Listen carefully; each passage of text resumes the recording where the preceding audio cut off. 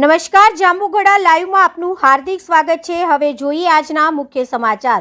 જાંબુઘોડામાં ખાણીપીણીની લારીઓ ધરાવતા વેપારીઓ દ્વારા આખા દિવસનો કચરો નદીમાં ફેંકતા નદીની બદતર હાલત કરવામાં આવી છે।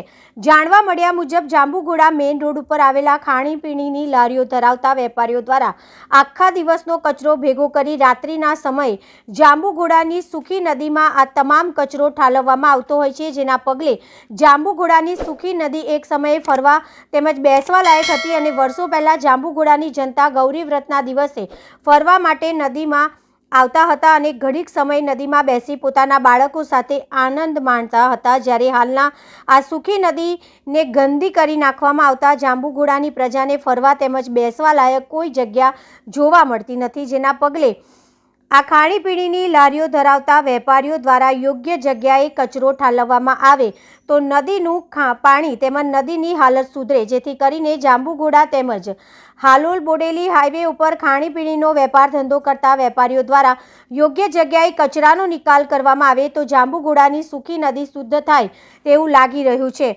તેમજ એવું ન કરવામાં આવે તો જવાબદાર અધિકારીઓ દ્વારા દંડનીય કાર્યવાહી કરવામાં આવે તો જ આ વેપારીઓ ખરાબ અને ગંદો કચરો નદીમાં નાખવાનું બંધ કરશે તેવું લાગી રહ્યું છે।